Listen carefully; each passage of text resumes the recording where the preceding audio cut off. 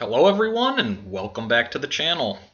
Today's video is going to be a debunking video. So if you're new to the channel, I like to go over Crash Bandicoot theories. And I like to base my theories off of things that occur in-game or things that are confirmed through interviews.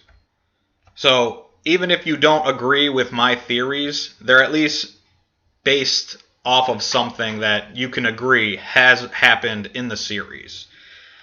Today's video, I'm going to be debunking how Aaron thinks that the Crash Bandicoot timeline split and that the Radical games and the Traveler's Tales games are all different versions of Crash Bandicoot because of the timeline split. That's not the case. It's been confirmed not to be the case. And I'm just going to go over his video and debate and show you guys stuff from Paul Yan and things from in-game that go against what he says. So, again, you don't have to agree with me. I'm just going to present my findings to debate Aaron here. And this isn't me throwing shade at him because he makes good videos. So don't just jump in here and start disliking it because Canadian Guy Eh is your homeboy and I'm just a small YouTuber. At least watch the video through the end. And without, holding up anymore, let's just jump into it. I'm going to go through key points of his video to debate because his video is almost 15 minutes long and I don't want to keep pausing every 3 minutes. So I'll just get to the parts that I disagree with and I'll link his original video in the description, though I'm sure you've already seen it if you're here watching this one. So anyway, let's just jump into it.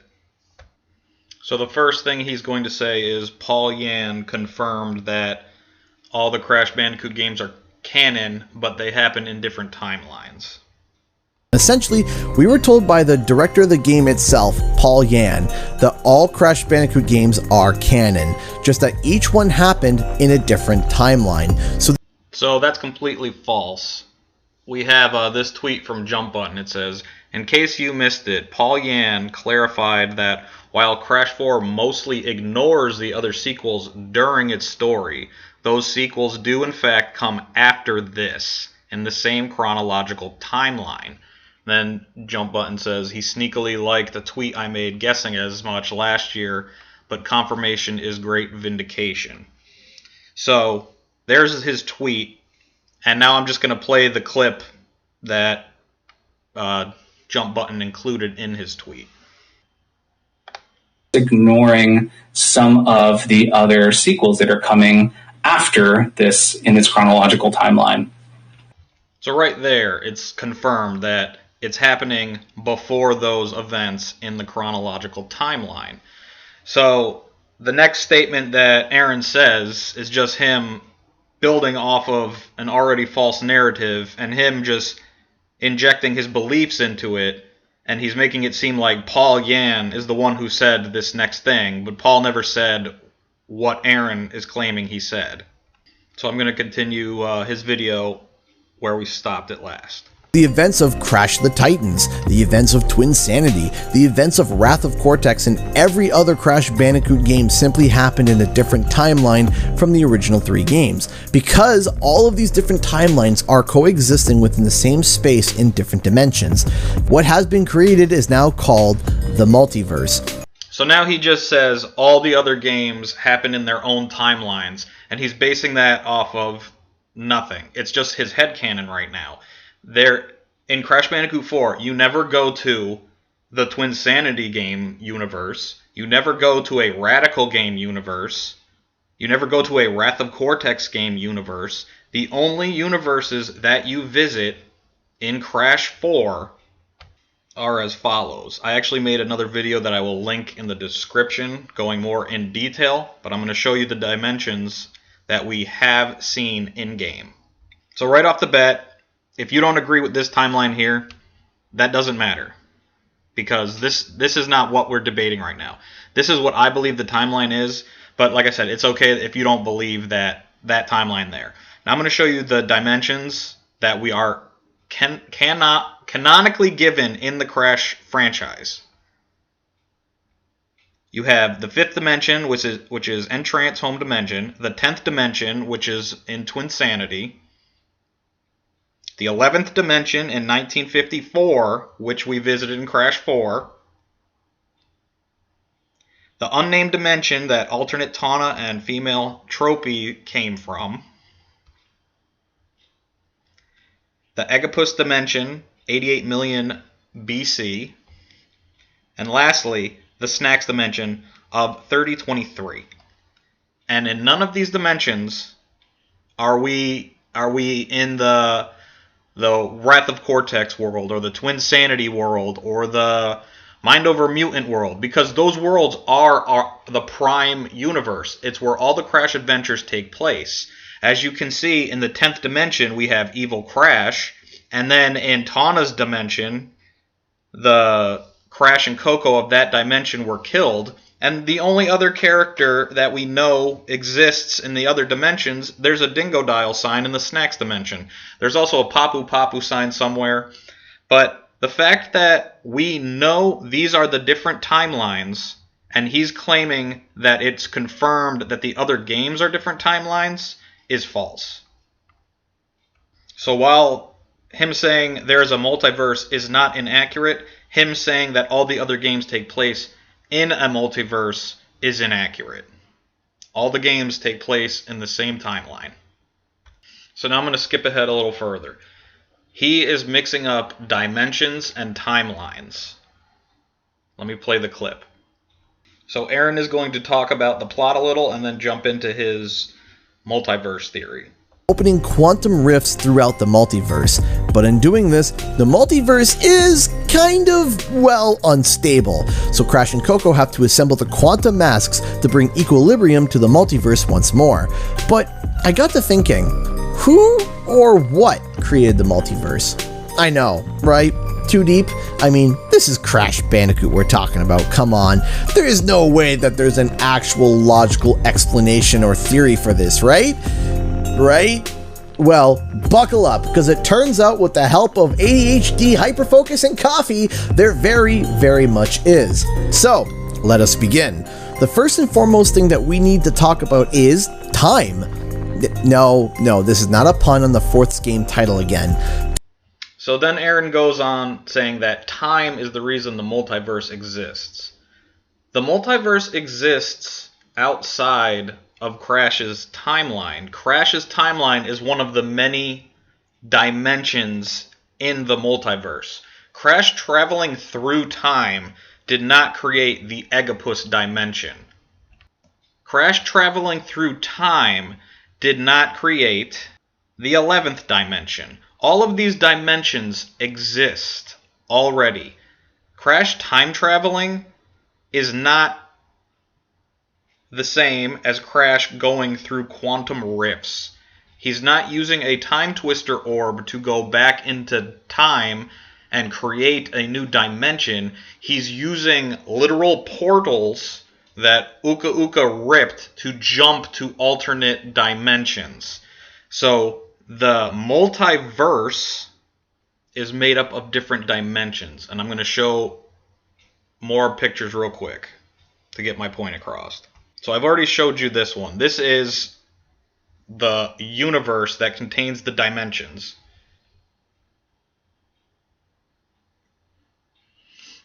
And then I shrank it down and I'm going to color code it. So this is the Nitro dimension. In Crash on the Run, all of these dimensions are in this universe. And Spyro, along with Dark Spyro, exist in the Prime universe. And if you've played the On the Run games, you understand there's a Frosty universe, a Inferno universe, and an Oxide universe. So within all of these universes are the dimensions that are in the Prime universe. So yes, there are multiple Crashes, but it would be a Inferno Crash, an Oxide Crash, a Frosty Crash, and then because Evil Crash exists in the Prime universe, there would also be an Inferno Evil Crash, an Oxide Evil Crash, a Frosty Evil Crash, and etc. So the fact that Aaron is saying that timelines and dimensions are the same thing, I think that's the main issue with his mindset and what he's getting caught up on. He's not able to differentiate realms from timelines, from universes, from dimensions. We can conclude that when Crash comes back with the crystal, he is, unintentionally of course, splitting the timeline. But wait a second, this would be a cause of mass destruction and chaos in the universe. Wouldn't Dr. Entropy know this firsthand? You're right, you're exactly right, and I believe he did. But like I mentioned, Dr. Entropy maintained the Time Twister, overseeing it and making sure that everything would stay in order. Because like I said at the start of the video, time is messy. This is why Uka Uka brought him in on the evil plan, to make sure that everything went as smoothly as possible. The Time Twister likely is able to heal the splits in time that are caused by traveling forward and back. See, I don't have a problem with people speculating on stuff, but when he is straight up headcanoning, yeah, that's a great word, headcanoning. When he is putting his headcanon out there and claiming it to be fact, saying, oh, well, yeah, when you go back in time and you grab something, the Time Twister machine will correct time, so it's okay. It's never been stated anywhere that the Time Twister machine acts like that, nor that Entropy has to be the one to maintain the machine. He's saying that Crash goes back in time and collects crystals, but because Entropy is there, the Time Twister machine corrects it. So what that means, I have no idea. Does it make a duplicate crystal and put it back? He's just making stuff up as he goes along, and because he has such a big following here on YouTube, people eat it up, and then they start regurgitating the stuff he's saying when it's based off nothing. He's literally just making stuff up as he's going along. Yes, it's fun to speculate, but he has to say, this is what I think. Wouldn't it be neat if? He's not saying that. He's making it seem like it's a fact. So then this next part he says, what's the problem? Well, Entropy attacked Crash to take the crystals that he had collected thus far, so Crash really had no choice but to defend himself and to defeat Dr. Entropy. But in doing so, he caused the Master of Time to not be able to oversee the Time Twister and its very delicate use. Now, whenever Uka Uka and Cortex show up in the warped cutscenes, they're always screaming about world domination and how they're gonna crush the Bandicoots at all costs. Except after you beat Entropy. When you beat Entropy, the mood completely changes. It's not the same. Take a look. You insignificant morons! By defeating Entropy, you have placed us all in grave danger! Crash, Coco, you must realize that this Time Twister machine is very delicate. Without Dr. Entropy's constant care and control, who knows what it will do? See how their mannerisms turn? They turn from being angry and confident to upset and scared. Yeah, you want to know why they got upset and scared? Because it was unknown tech, they didn't know how to work it properly, and as a result, the ending happens and they are transformed into chibi baby-like characters, trapped far off in a distant time at a different place that they don't know. So no, they're not in fear of creating a multiverse and splitting a timeline. They didn't know what was going to happen, there was no specifics, and this was the result of Tropy not being there. They got trapped back in time. Like I said, it's fun to speculate, but he's straight up just making stuff up and trying to push his narrative, and it doesn't make sense. It was a very important reason why Entropy was needed for the master plan, but with Dr. Entropy defeated, the delicate Time Twister will no longer receive the proper care it needs. Cortex doesn't even know what the Time Twister will do if Entropy is not there to maintain it. He admits it himself, and in this case, it seems that it has caused the timelines to split. Now, see, that's not what happened. The game ends, and they get transported back in time and turn into chibi little babies. Nothing is spoken about splitting timelines, multiverse, or any of that nonsense. And I understand that people will say, oh, it could have been a retcon. And I understand that it could have been a retcon. And you know what? They might make a future story about it and say something along the lines of that. But the point stands right now. What he is saying and what we have been shown are not the same thing. Now, pump the brakes. You might say, come on, this is just something crafted together because of Crash Bandicoot 4, it's about time. This is nothing but a retcon and something silly that was injected in the Crash Bandicoot series for this game. And that is where you are wrong, because now we're going to rewind to Crash Twinsanity. So then he goes on to talk about Crash Twinsanity, the 10th dimension, the evil twins, and evil Crash. And he says, see, look, the timelines were split. That is a dimension. It's not a splitting of the timeline. It's its own entity. It is a different dimension. Talking about the 10th dimension does not prove that Crash created a multiverse. Then he tries to go over it all, reiterate, and expand upon it slightly. After the events of Crash Bandicoot 2, there were no more power crystals or power sources to be able to go through with Uka Uka and Cortex's evil master plan of world domination. So they decided to get them by traveling through time. To make sure no issues or problems had arisen, they enlisted Dr. Nefarious Tropy and his Time Twister machine.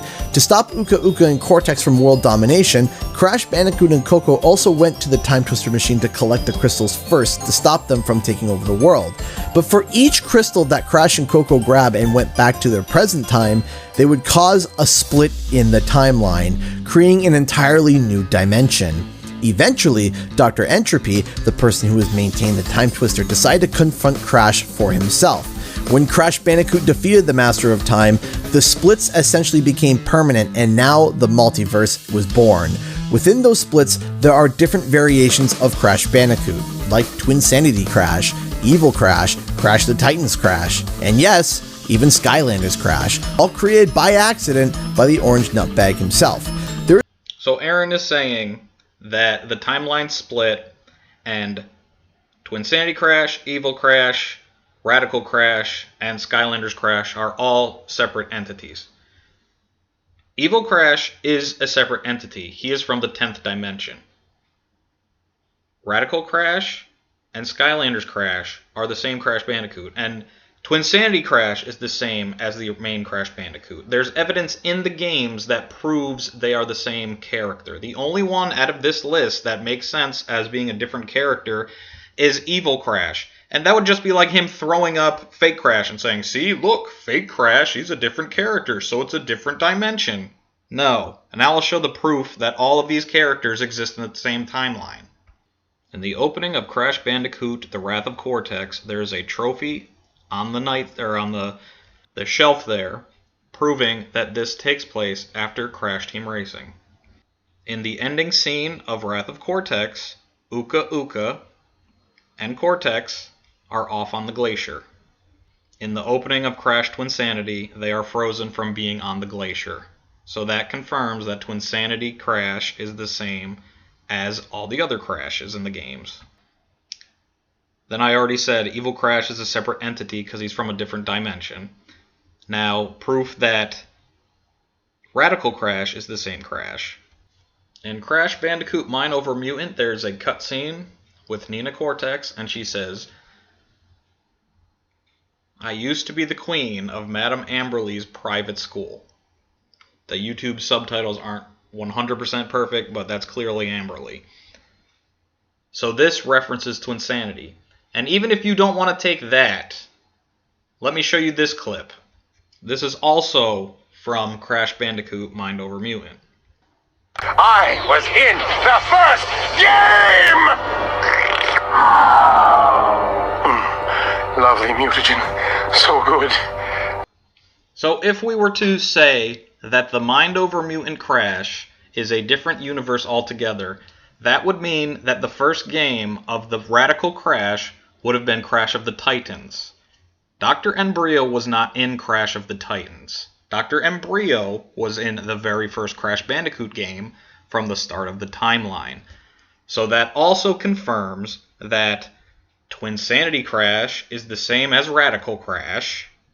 So that just leaves us with Skylanders Crash, which Crash having the Thumpa Wumpa Island level in Skylanders was them paying respect to the Crash Bandicoot franchise for his 20th anniversary.